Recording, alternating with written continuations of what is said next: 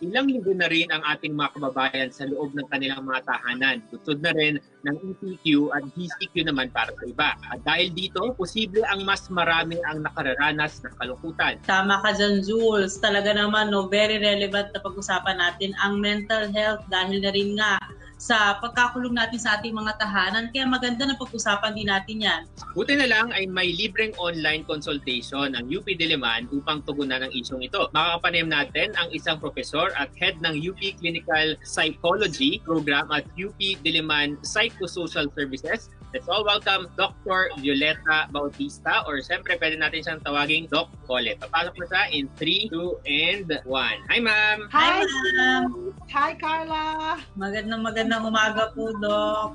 Naku, Doc, pag-usapan naman natin ngayong umaga. No? Ano nga po ba ang impact ng pandemic sa ating mental health? Nagkaroon ng mga pagbabago sa ating buhay para malayo tayo sa peligro. At ang tawag natin nga dito ay ECQ.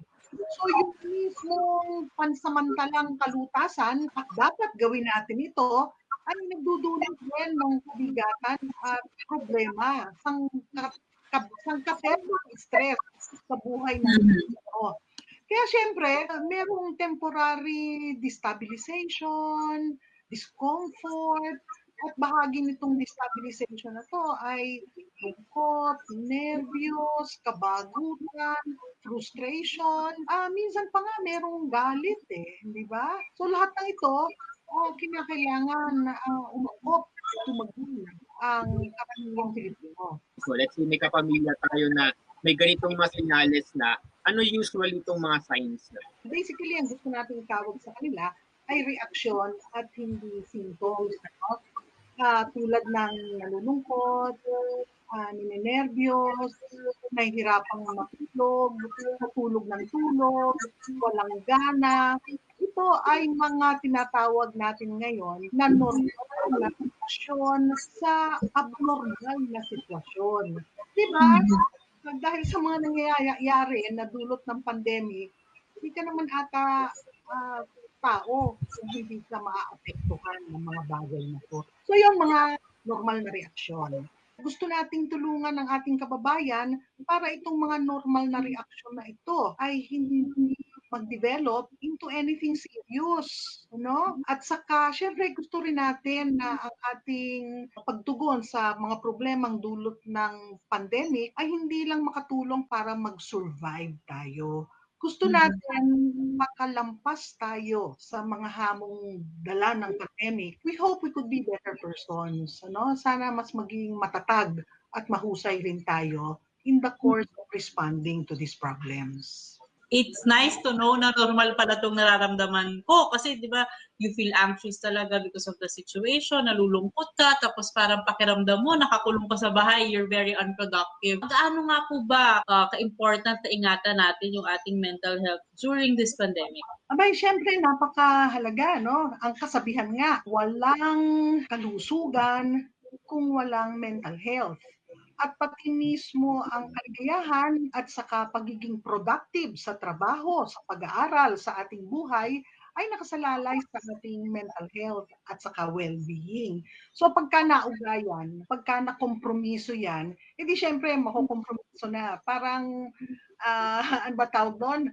Parang domino effect, makukompromiso rin ang iyong husay sa trabaho, ang iyong buhay pamilya, at ang iyong personal satisfaction. So alagaan natin ang ating mental health, ang ating well-being, para yung mga normal na reactions na yan, hindi mag-develop into serious conditions like anxiety disorder, depression, bipolar conditions, kasi merong ganon na mga kondisyon na maaaring makakompromiso sa lusog isip natin at saka sa ating kalagayang kabuuan. Dok, kanina po nabanggit namin na meron ngang online consultation na libre na ino-offer itong UP Diliman. So, ano po ba yung pinakalayunin nitong programa na to? Kasi merong kaming grupo sa UP Diliman, ang tawag dito UP Diliman Psychosocial Services. For short, UPD PsychServe. Tapos itinayo na ito noong 2017 para tumugon sa mga mental health at saka well-being concerns ng estudyante, faculty, at saka staff. Ano? Kasi dumadami ganitong klase ng problema. Pero nung dumating ang pandemic, di syempre nag-shift kami, no? Hindi na pwede yung face-to-face. Kaya inilagay namin ito sa telepono, sa Facebook, sa online platforms, ano?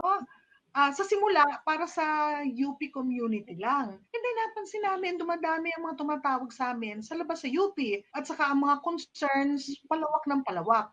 So ngayon, tumutugon na kami sa mental health and psychosocial needs, hindi lamang ng taga-UP, pero ng buong publiko natin.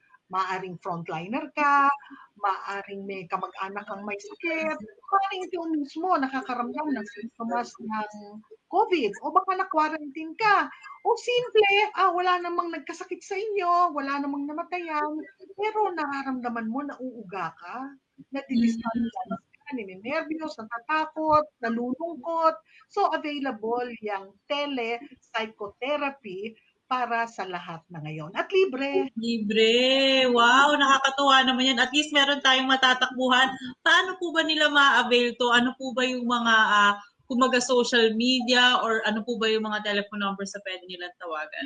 Pumasok ka sa aming Facebook, magbigay ng note doon, ng request, at tutuganan kayo ng aming PSS. Ang PSS po ay trained or professional psychosocial specialists. So lahat po ng aming mga workers ay kung hindi licensed professional psychologists and counselors, sila po ay sinanay, trained sa gawain ng mental health and psychosocial support. Doc Bolet, since nagsimula po itong programa nyo in the time of the pandemic po, dito sa context po ng COVID, ano pong estimate na bilang na ng mga tumawag sa inyong tanggapan?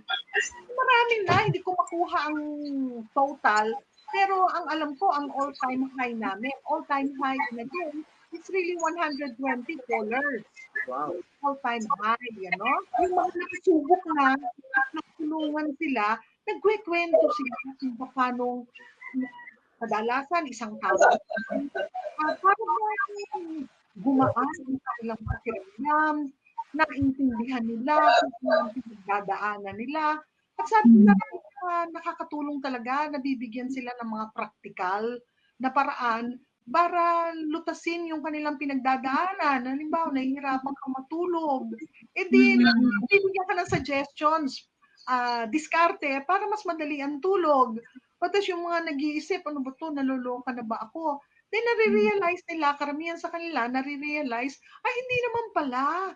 At saka reaction lang pala yon. Pero yung talagang hindi naman na sisira ang ulo, pero talagang may seryosong pinagdadaanan, nakakahinga rin sila ng maluwag kasi naiintindihan nila at nabibigyan sila ng suporta at kung kailangan ng referral sa sunod-sunod, continuing na pagtulong, nabibigyan rin sila ng referral. Gano'n po katagal yung isang session? Ang isang session could be as long as 1 hour kasi professional support talaga ang binibigay. Libre siya, professional ang support na ibinibigay kasi they're trained professionally. At saka natutuwa sila na ang sarap pala na may nakikinig sa iyo. At saka hindi pala nakakatakot makipag-usap sa telepsychotherapy. Para palang ang pakiramdam mo ay usapan lang. Pero yung usapan na may pinapatunguhan, may purpose, ano? At yung usapan na talagang natutulungan ka. No? Kaya yung mga maling akala, yung mga hesitations, nawawala, no? At saka na-encourage sila, ay talaga palang nakakatulong. Ito pala ay isang paraan kung papaanong talagang pwede tayong dumamay sa isa't isa. Ang ginagamit ay ang biyaya ng agham, ng science, ano? Telepsychotherapy galing sa science yan ng mental health at saka ng psychosocial support. Actually, Doc and Carla, nasubukan ko na tong service na to. Parang 2 weeks ago ata tumawag na ako and very helpful siya kasi merong structure na binibigay sa'yo. Kasi minsan parang kalat masyado yung iniisip natin because of the anxiety and frustration. Pero maganda, very helpful yung session. Bilang panghuli ma'am, baka po may mensahe kayo sa lahat ng mga viewers natin na interested at natatakot or nag-hesitate pa na sumubok. Sa ating pong mga manunood, hinihikayat ko po kayo na kung kayo may pinagdadaanan o mga simpleng katanungan man lamang, tumawag po kayo sa aming numbers o get in touch with us through our Facebook. At wag po kayong mahiya, tutulungan namin po kayo para maramdaman nyo na mas gumagaan ang inyong pakiramdam, mas nagbabalik ang inyong sigla, mas gumiginhawa kayo, at nakakahanap kayo ng suporta at kasagutan sa mga praktikal na katanungan. Andun po kami para tumugon sa inyong pangailangan. Huwag po kayong mahiya. Mag-usap po tayo ng puso sa puso at magkatulungan. Yun po ang essence ng ating damayan sa panahon ng pandemic. Maraming salamat po. Muli nakapanayam natin si Dr. Violeta Bautista. Thank you so much. Ang dami ko natutunan. Thank you so much, ma'am. Okay, Carla, anong takeaway mo dito? Minsan, hindi natin alam kung normal ba itong nararamdaman natin. Meron pa nga akong nabasa, yung isa daw nahihirapan siya huminga. So, na kumbaga she was very anxious, akala niya COVID na, ganyan. Tumawag din siya sa ganitong hotline at sinabi na ano ka lang, nahihirapan ka lang, kailangan mo lang ng kausap para malabas mo lahat ng mga takot. Marami din tayo mga kababayan na nakatira sa mga condominium na mag-isa, di ba? Hindi nila alam gagawin nila, especially kung kunyari hirap silang matulog, kumain. That's really something na kailangan natin bigyan ng pansin. Meron nga kasabihan, Carla, na it's okay not to be okay. Kasi minsan may mga times na nararamdaman ng mga tao na hindi ako okay pero hindi ko ito mapakita sa ibang tao. Pero yun nga, dapat ma-realize natin na okay lang yan kasi normal na nangyari yan, lalo na sa panahon ngayon. Buti na lang merong service na libre ang UP Diliman.